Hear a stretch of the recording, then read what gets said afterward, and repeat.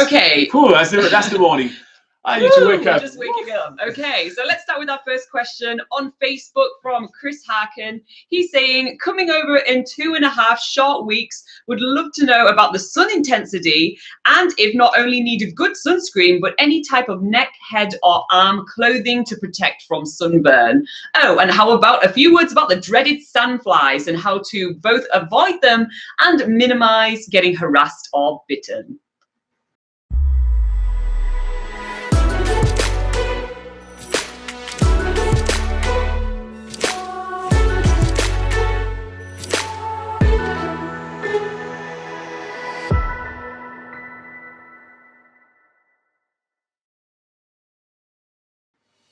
All right, so first thing first, I am totally sunburned right now, so this is the I'm the best person to talk about that right now.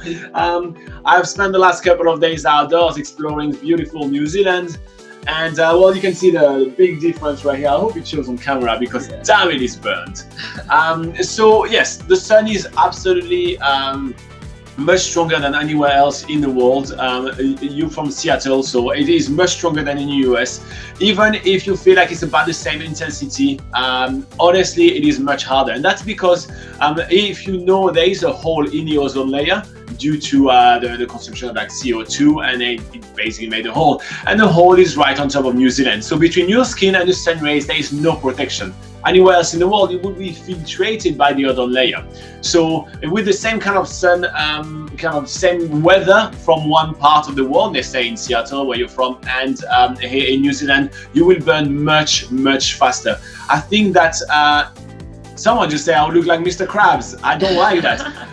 But yeah, I think that in New Zealand you can get sunburn in 7 minutes. Is that so? Yeah, that's what they say. Yeah. Yeah. So on normal Sunday you could get sunburn in 7 minutes only. So you need to apply sunscreen very regularly. Literally, I was applying factor 40 sunscreen on myself for almost a whole day, and I still burnt because I probably missed out a little bit, and because maybe my buff was rubbing off the sunscreen.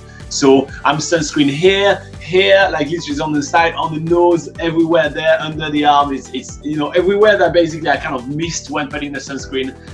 So make sure that you have a factor which is 30 or more, and make sure that you apply it every 1.5 to 2 hours, and very, very much. Yeah. Now the sun has been extremely intense in the last 2 days as well. So actually I had some almost a heat stroke, which is when you kind of get hit by the sun so much, and you know, like you start becoming dizzy when you stand up, and then all of that. So it's really important to have a sun hat. So like, you know, you can have a cap, you can have like a brown hat, you can have like a buff. You know, for example, we're big fan of. You see us all the time on videos with buffs, so we're big fan of buffs. So so make sure that you put something on your head to cover your head for that. So it's really important. And obviously, if you get sunburned, put those like soothing cream afterward. They sound a little bit cliche and everything, but it does really help to get back on track rather easily. And the last thing that I would say is that if there is some wind, or if you go in the water and everything and you cool down, don't forget that if you're in the water, it acts like a magnifying glass, so it actually does it does burn more than if you're not in the water. Despite the fact that it feels really cool, and same thing with the wind, it is not more, but it would be exactly the same. So make sure that sunscreen. Now, for recommendation on sunscreen, we like to go for sunscreen which actually also protect the coral reef, because we love our little planet. So make sure you check that out. They're sometimes a little bit more expensive, but it's definitely worth it to keep our coral safe. And they use natural ingredients, which is generally better for the skin. Yeah, so yeah. Laura, do you want to go about sandflies? Yeah, I'll talk about sandflies. So sandflies are mostly found during like the summer period, and mostly on the west coast of the South Island, but they are literally all over New Zealand, really. Like, even if you're sat in a grassy area, there's little sandflies.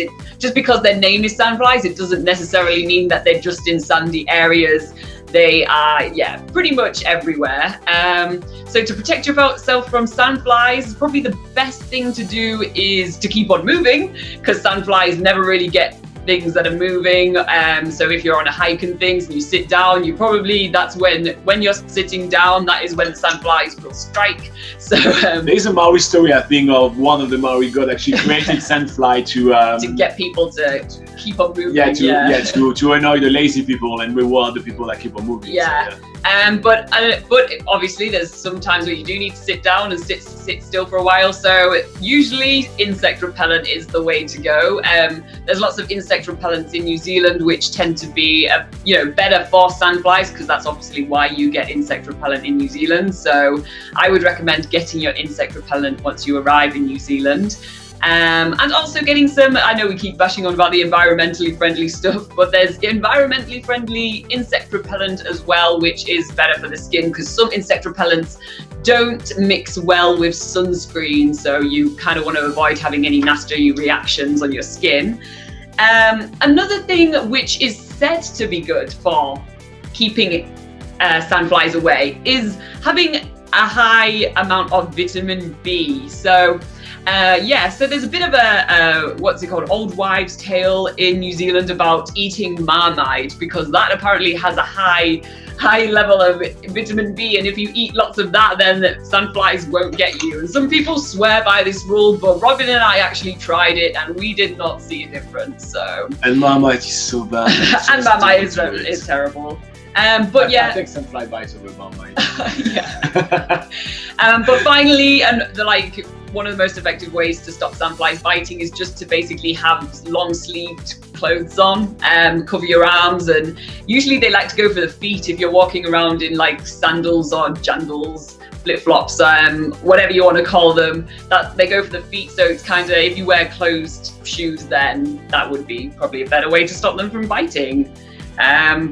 Or just travel in the shoulder and off season, not in summer, because that's when sandflies are around mostly in summer. So travel at other times of the year. Yeah. Did you talk about the wind and the rain or no? No. Okay, so speaking of the off and the shoulder season, if it gets a little bit windier and a little bit rainier, that's when the sandflies literally just stand still and then don't kind of hunt for your blood. So it may be a good idea also to actually target days which are a little bit less like perfect.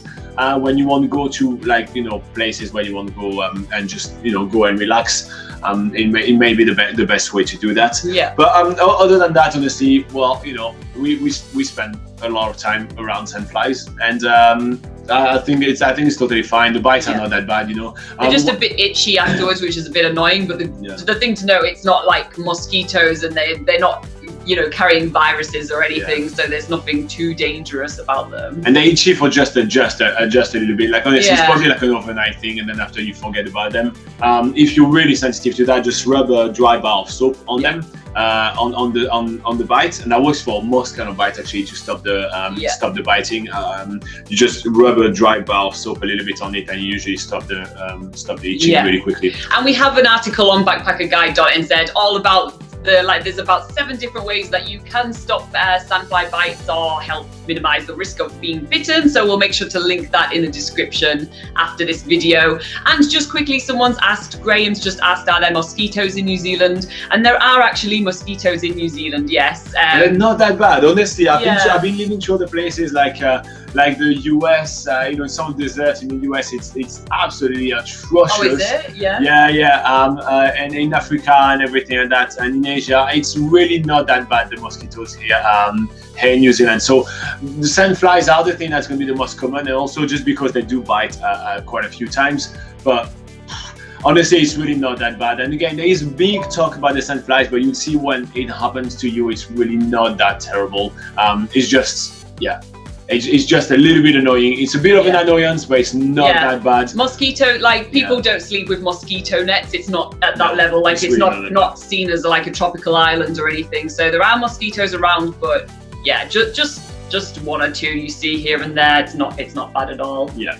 All right. So I hope this answered your questions. Smiling Good Time / Kris Harkin.